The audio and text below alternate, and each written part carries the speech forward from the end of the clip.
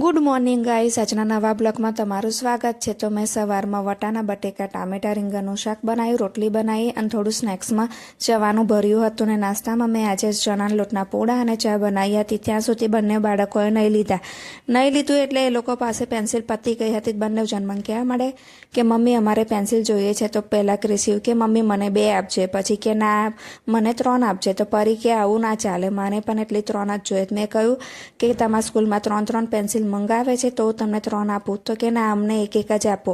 ત્યાર પછી પરીને માથું ઓળવાનું બાકી હતું તો માથું ઓળતી હતી।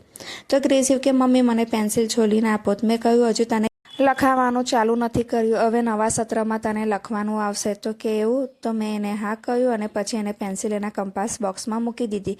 અને પછી એ જીદ કરતો હતો, મમ્મી હું મારી ડીજેવાળી ગાડી બહાર લાવું છું, તો તું મને એમાં ડીજે વગાડી આપ અને હું ડાન્સ કરું।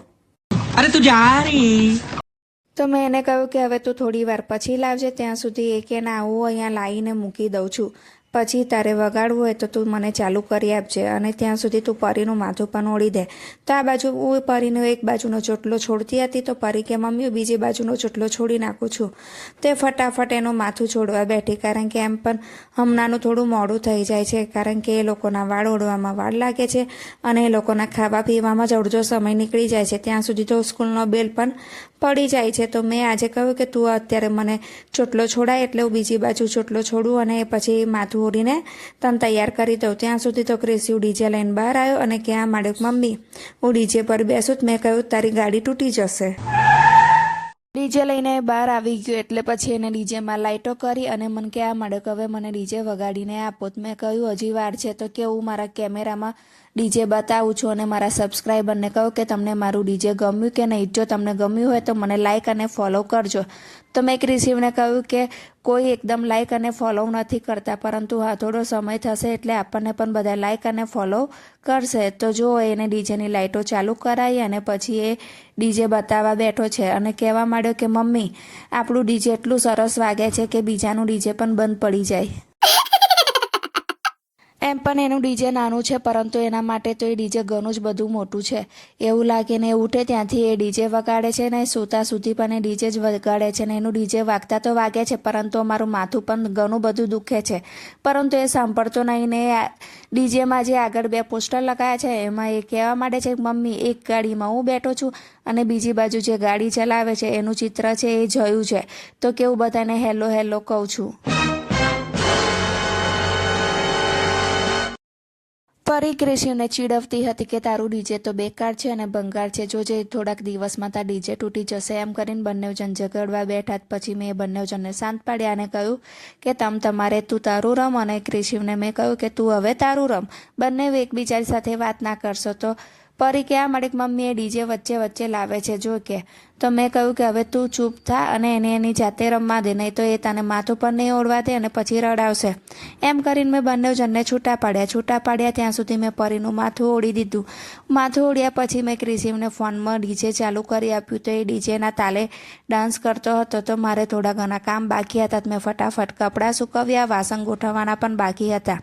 તો પરીએ વાસણ ગોઠવી દીધા અને આ બાજુ એક બાજુ ક્રિશિવે પાણીની બોટલો પણ ભરીને ફ્રીજમાં ગોઠવી દીધી ને અમારા અડધા કામ એમ જ પતી જાય છે અને મને તો બંને જણ મને ખૂબ જ મદદ કરાવે છે। તો મિત્રો, તમને તમારા બાળકો આવી રીતે મદદ કરાવે છે?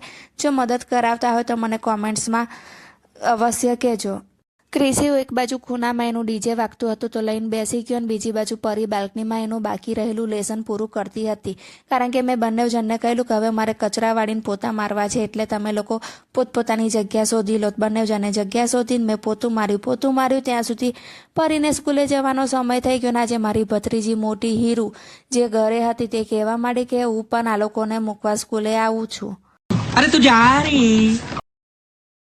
મેં એને ના પાડી તો પણ એ મારી એક્ટિવા પાછળ બેસી ગઈ, જબરદસ્તી મારી સાથે સ્કૂલમાં આવી। તો અમે લોકો પરીને સ્કૂલે મૂકીને ત્યાર પછી મારે ક્રિશિવને મૂકવાનો બાકી હતો એટલે મારે થોડું કામ પણ હતું સ્કૂલમાં। તો ત્યાં એના ટીચરને મળવા ગઈ। ત્યાં સુધી મેં હીરુને કહ્યું કે તું ટી શર્ટ પહેરીને આવી છું તો તને સ્કૂલમાં એન્ટ્રી નહીં આપે એટલે તારે બહાર જ બેસી રહેવું પડશે। તે એક્ટિવા પર બેસી રહી। ત્યાં સુધી મેં મારા કામ પતાવ્યું અને પછી હું ક્રિશિવને સ્કૂલે મૂકવા ગઈ। ક્રિશિવને સ્કૂલે મૂકીને પછી અમે લોકો ઘરે આવ્યા તો અમને ગરમી બહુ જ લાગતી હતી। તો હીરુ કેવું આપણા બંને માટે પેપ્સી લઈ આવું છું, તે પેપ્સી લઈને મારા ઘેર આવી તો અમે લોકોએ પેપ્સી ખાધી. પછી એને ભૂખ લાગી તો કહેવા માંડી કે મારે કંઈક ચટર પટર ખાવું છે. મેં એને કહ્યું કે મારી પાસે બધો જ સામાન છે, તો તને ભેલ બનાવી આપું છું. મેં એક ડીશમાં મમરા કાઢ્યા, ટામેટા ડુંગળી સમારી, લીંબુ નીતાર્યું અને ત્યાર પછી ફુદીના ધાણા મરચાંની ચટણી હતી તો મેં એને એ નાખી આપીને ઉપરથી મેં થોડો ચાટ મસાલો નાખી આપ્યો અને અંદર થોડું જવાનું મિક્સ કરીને આપી દીધું તો એની ભેલ તૈયાર થઈ ગઈ. ત્યાર પછી મેં એને ભેલ ખાવા આપી તો એ ટીવી ચાલુ કરીને બેઠી હતી ને ટીવીમાં તારક મહેતા જોતી હતી. એ જ્યારે પણ આવે ત્યારે આખો દિવસે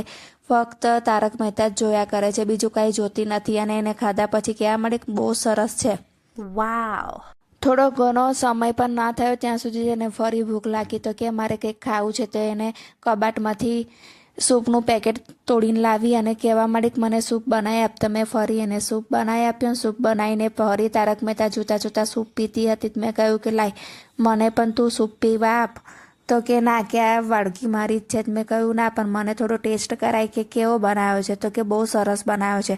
તો એ સૂપ પીતી હતી. મેં એની સાથે થોડો સૂપ પીતો. પછી બપોર થઈ એટલે મને પણ ભૂખ લાગી અને મને પણ આજે રોટલી શાક ખાવાની ઈચ્છા ન હતી. મેં ફરીથી ભેલ બનાવી અને મેં હીરું કીધું તાર ભેલ ખાવી છે તો હીરુએ મને ના પાડી, પરંતુ ભેલ બનાવીને લાવી તો અડધી ભેલ તો એ જ ખાઈ ગઈ.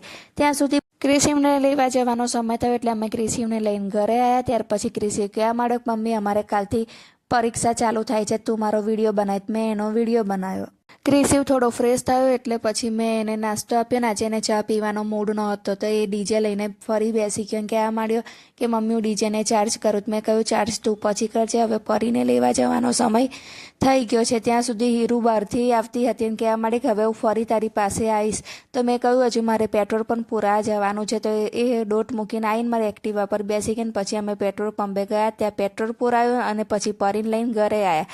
પરીને લઈને ઘરે આવ્યા તો એની બેનપણી આવી ગઈ હતી ને પરી એની બેનપણી સાથે રમતી હતી. મેં વિચાર્યું એટલે સાંજે મારે કઢી ભાત ને લચકો દાળ બનાવવા છે. હું બટેકા સમારીને તૈયાર કરું તો આમાંથી એક બટેકો દિલવાળો હતો.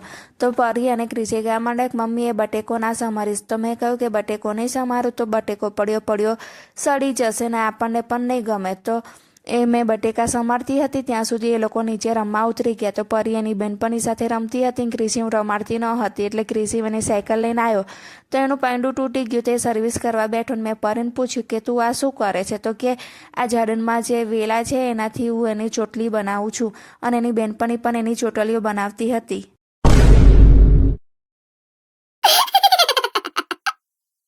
ત્યાં સુધી તો સાંજ પડી એટલે હું ઘરે આવીને લસણ અને આદુ મરચાં પીસતી હતી. ક્રિશિવ કે લાઈ મમ્મી હું તારી હેલ્પ કરું. તો જો મેં એક બાજુ ભાત બનાવવા મૂકી દીધો છે, લચકો દાળ પણ બનીને તૈયાર થઈ ગઈ છે અને બટેકા રીંગણની ચીરીનું શાક બનાવ્યું હતું ને મને સૂઈ થયું ને તો હું વેડમી બનાવવાની તૈયારી કરું છું. તો કોને કોને વેડમી ભાવે છે એ મને અવશ્ય જણાવજો. તો વેડમી બનાવતી હતી ત્યાં સુધી ક્રિશિવ કે મમ્મી હું પણ તને વેડમી બનાવવામાં મદદ કરીશ. તો મેં કહ્યું પહેલાં એકવાર એનો મસાલો તો બની જવા દે. ત્યાર પછી વેડમી બની ગઈ અને હું ઠંડી કરવા મૂકી દીધી. મેં બીજી બાજુ ભાત બન્યો હતો એ પણ ઠંડો કરવા મૂકી દીધો ને ત્યાં સુધી કઢીનો વઘાર કરી દીધો. ત્યાં સુધીમાં મારી એક ફ્રેન્ડ હતી, એના ભાઈ મલેશિયાથી ચોકલેટ અને પર્સ લાવ્યા હતા. તે વહી આપવા આવી હતી અને મેં એને થેન્ક યુ કીધું ને પછી છોકરાઓને એક એક ચોકલેટ કાઢીને એમાંથી ચોકલેટ ખાવા આપી અને ચોકલેટ બહુ સરસ લાગતી હતી. તો બંને જણ કહેવા માંડ્યા કે હજુ અમને એક એક આપ્યો. મેં કહ્યું કે હવે એક એક કાલે ખાજો, હવે આજે નહીં. ત્યાં સુધી કઢી પણ ઉકળીને તૈયાર થઈ કે એનું બીજી બાજુ વેડમી બનાવતી હતી.